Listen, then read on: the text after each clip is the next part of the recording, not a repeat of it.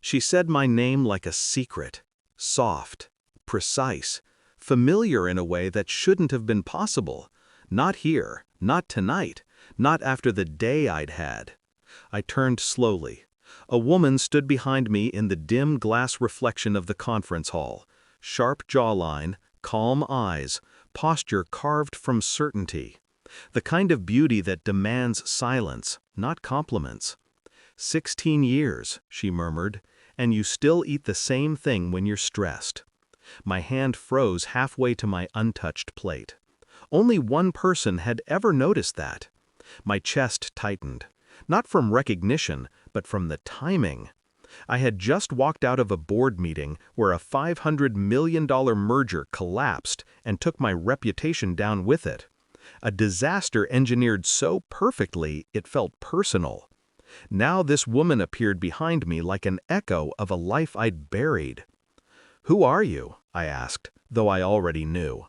The answer hit me before she spoke. Her eyes. Deep brown, steady, and hungry in ways money could never fill. "Lena?" I whispered. She smiled. Slow. Controlled. "We were friends," she said. "Once." The word friends landed like a blade laid gently against my throat. Because her presence, her poise, didn't feel nostalgic. It felt calculated. And I knew in that moment that my day hadn't ended with the failed deal. It was just beginning. People change, but her change was deliberate. Last time I saw Lena, she was a thin, soft-spoken girl who couldn't afford lunch. I used to split mine with her, half sandwich for her, half for me. She'd smile like I'd given her the world. Tonight, she looked like she owned it. "Impressive company you built," she said, walking beside me as if invited. "Impressive deal you were, so close to finalizing." My stomach tightened. There it was. Intent. "You know about that?" She tilted her head. "I know it didn't fail on its own." A cold ripple crawled up my spine. Something in her tone, something too confident, sparked a suspicion I wasn't ready to name. "Why are you here, Lena?" She stepped closer. "To finish what I started." The room around us blurred. My heartbeat slowed, not from panic, but from the sudden, silent awareness that betrayal wasn't a single moment. It was a long game, and she had been playing. "That merger," she continued, "it wasn't your partners who pulled out." Her eyes held mine. "It was me."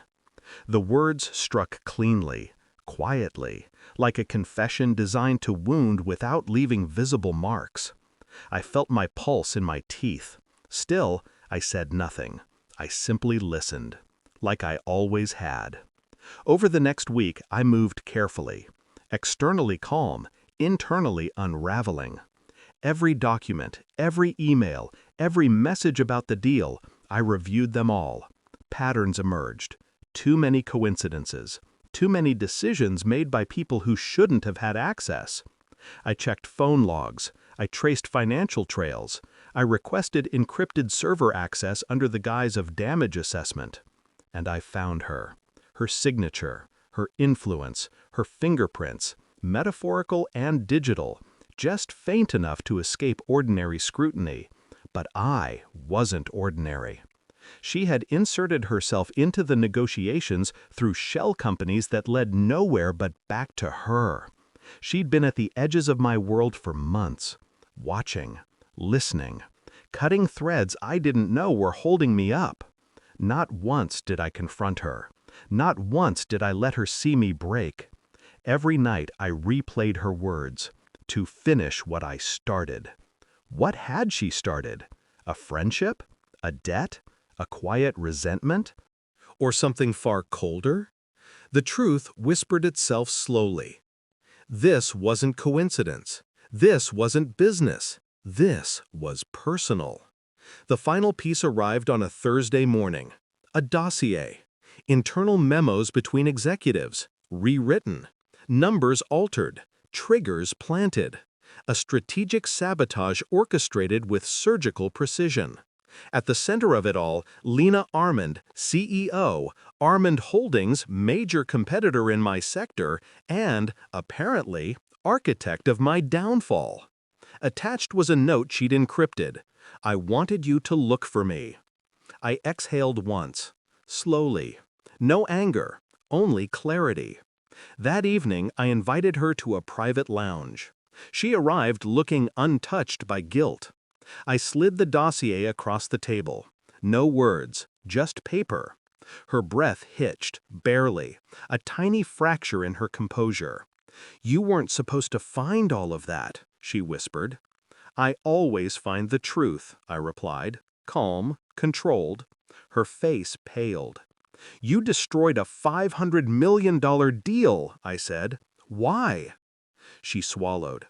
"Because you left." A pause cracked the air between us. "What?" "You left me," she repeated, voice trembling for the first time.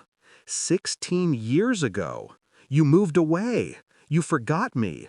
And I didn't. I stared at her, not with anger, with understanding, cold, precise. "You built an empire," I said, "just to ruin mine?" She nodded once, a broken child inside a powerful woman. My next move was quiet, calculated. I reached into my coat and placed a USB drive beside the dossier. Company records, partnership logs, digital forensics, everything tracing sabotage back to her. "I sent copies to your board," I said. Her lips parted. "You didn't." "I did." She shook her head slowly, horror sinking in. "You'll destroy me." "No," I said. "You did that yourself." She tried to speak, to plead, but I had already stood. For years, she'd carried a wound. Tonight, she realized she'd cut herself deeper than she ever cut me. As I walked away, she whispered my name. A plea, a memory, a failing strategy. I didn't turn. Some stories don't end with forgiveness.